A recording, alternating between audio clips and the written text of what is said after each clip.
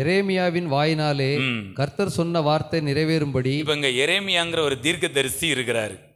அவர் வார்த்தையை சொல்லி இருக்கிறாரு.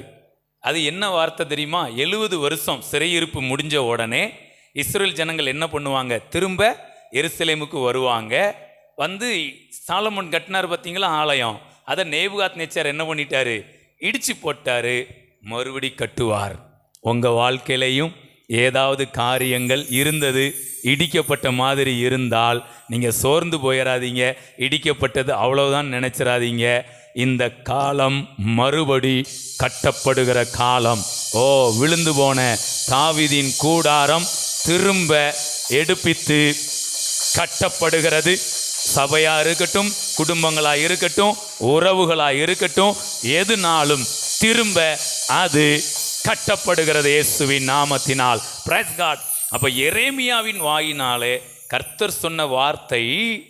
அப்ப வார்த்தையை சொன்னது ஒரு ஆள் இருக்கிறாரு, வார்த்தையை சொல்றார், அது நிறைவேறும்படி பெர்சியாவின் ராஜாவாகிய கோரேசுடைய முதலாம் வருஷத்திலே கர்த்தர் பெர்சியாவின் ராஜாவாகிய கோரேசின் ஆவியை ஏவினதினாலே அவன். ஓகே, போதும். இதுல நல்ல கவனிங்க. கர்த்தர் எரேமியா மூலமா ஒரு வார்த்தையை சொல்லி இருக்கிறாரு. அப்புறம் அது நிறைவேறதுக்கு யாரை ஏவுறாரு? ஒரு ராஜாவை என்ன பண்றாராம்?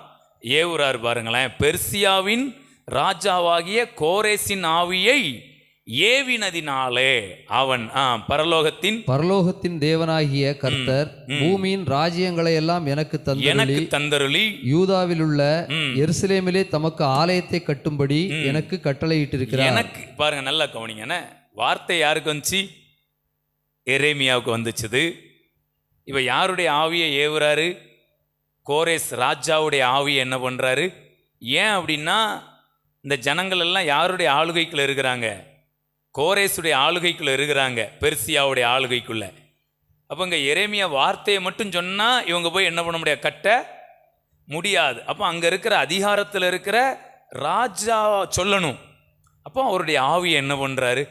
சில காரியம் கட்டப்படுவதற்கு ராஜாக்களுடைய ஆவி ஏவப்பட வேண்டியதாக இருக்குது. உங்களுடைய காரியங்கள் கட்டப்படுவதற்கு சில ராஜாக்களின் அதிகாரிகளின் ஆவியை தேவன் ஏவுகிறவராய் இருக்கிறார். இந்த நாள் ஆவியினால் ஏவப்படுகிற நாளாய் இருக்கிறது. தேவனுடைய திட்டம் நிறைவேறுவதற்கு, நீங்கள் விரும்புகிறதை கட்டுவதற்கு உங்களுக்குள்ளிருந்து வார்த்தைகள் வர வேண்டி இருக்குது. இன்னும் யாரோ சிலருடைய ஆவி என்ன பண்ணப்பட வேண்டி இருக்குது? ஏவப்பட வேண்டியதாக இருக்கு.